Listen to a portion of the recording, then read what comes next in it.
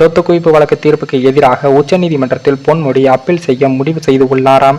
உயர்நீதிமன்றம் விடுமுறை தொடங்குவதால் உச்சநீதிமன்றத்தில் அவசர பெஞ்சில் அவர் மேல்முறையீடு செய்ய உள்ளார். சொத்து குவிப்பு வழக்கில் குற்றவாளி என அறிவிக்கப்பட்ட அமைச்சர் பொன்முடி மற்றும் அவரது மனைவி விசாலாட்சி ஆகியோருக்கு தலா 3 ஆண்டுகள் சிறை தண்டனையும் 50 லட்சம் ரூபாய் அபராதமும் விதித்து சென்னை உயர்நீதிமன்றம் தீர்ப்பளித்தது. கடந்த 2006, 2011 ஆண்டுகளில் உயர்கல்வித்துறை அமைச்சராக பதவி வகித்த போது வருமானத்துக்கு அதிகமாக 1,75 லட்சம் ரூபாய் அளவுக்கு சொத்துக்கள் சேர்த்ததாக அமைச்சர் பொன்முடி மற்றும் அவருடைய மனைவி விசாலாட்சி ஆகியோருக்கு எதிராக 2011 ஆண்டு லஞ்ச ஒழிப்புத்துறை வழக்கு பதிவும் செய்தது. இந்த வழக்கை விசாரித்த விழுப்புரம் சிறப்பு நீதிமன்றம் பொன்முடி மற்றும் அவருடைய மனைவி விசாலாட்சியை விடுதலை செய்து கடந்த 2016 ஆண்டு தீர்ப்பளித்தது. இந்த தீர்ப்பை எதிர்த்து லஞ்ச ஒழிப்புத்துறை தரப்பில் தாக்கல் செய்யப்பட்ட மேல்முறையீட்டு வழக்கை விசாரித்த சென்னை உயர்நீதிமன்ற நீதிபதி ஜெயச்சந்திரன் அவர்கள் இருவரையும் விடுதலை செய்து சிறப்பு நீதிமன்றம் பிறப்பித்த தீர்ப்பை ரத்து செய்து கடந்த 19ஆம் தேதி தீர்ப்பளித்தார். இருவரையும் குற்றவாளிகள் என்று அறிவித்த நீதிபதி தண்டனை விவரங்களையும் தெரிவிப்பதற்காக வழக்கின் விசாரணையை தள்ளி வைத்திருந்தார்.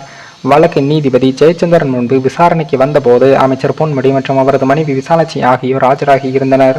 அவர்களிடம் தண்டனை விவரம் குறித்து நீதிபதி கேள்வி எழுப்பினார். அப்போது பொன்முடி தரப்பில் ஆஜராக இருந்த மூத்த வழக்கறிஞர் என்.ஆர். இளங்கோ அவர்கள் இருவரின் வயது மற்றும் மருத்துவ காரணங்களை கருத்தில் கொண்டு குறைந்தபட்ச தண்டனை விதிக்க வேண்டும் என்றும் கோரிக்கை விடுத்து இருவரின் மருத்துவ அறிக்கையை தாக்கல் செய்தார். மருத்துவ அறிக்கை ஆய்வு செய்த நீதிபதி இருவருக்கும் தலா 3 ஆண்டுகள் சிறை தண்டனையும் தலா 50 லட்சம் ரூபாய் அபராதம் விதித்து தீர்ப்பளித்தார். அபராதத்தை செலுத்த தவறினால் 6 மாதங்கள் சிறை தண்டனை அனுபவிக்க வேண்டும் என்று நீதிபதி உத்தரவிட்டிருந்தாராம். மேலும் தீர்ப்பை எதிர்த்து மேல்முறையீடு செய்ய ஏதுவாக தண்டனையை 30 நாட்களுக்கு நிறுத்தி வைத்து நீதிபதி உத்தரவிட்டிருந்தார். 30 நாட்கள் அவகாசத்திற்கு பின் விழுப்புரம் நீதிமன்றத்தில் சரணடைய வேண்டும் என்று நீதிபதி உத்தரவிட்டிருந்தார்.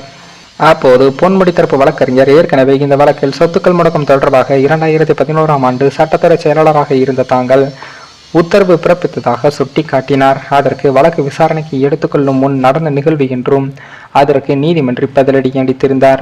தொடர்ந்து பொன்முடியும் மனைவி விசாலாட்சி இருவரின் வயது மற்றும் மருத்துவ காரணங்களை சுட்டிக்காட்டி குறைந்தபட்சம் தண்டனை விதிக்க வேண்டும் என்று கைகூப்பி கோரிக்கை விடுத்தார். அதற்கு தங்களுக்கு மேல் உள்ள நீதிமன்றமான உச்ச நீதிமன்றத்தில் நிவாரணம் கோரலாம் என்று நீதிபதி தெரிவித்தார். தண்டனை நிறுத்தி வைக்கப்பட்டு உள்ளதால் அமைச்சர் பொன்முடி மற்றும் அவரது மனைவி விசாலாட்சி ஆகியோர் சிறை செல்ல வேண்டிய அவசியம் இல்லை.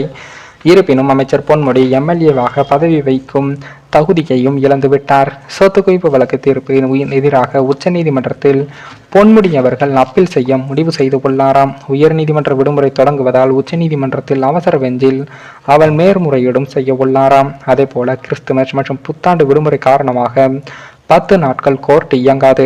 இதனால் அவர் உடனடியாக இதில் மேல்முறையீடு செய்ய வாய்ப்பு குறைவு என்ற சூழலும் இருந்தது.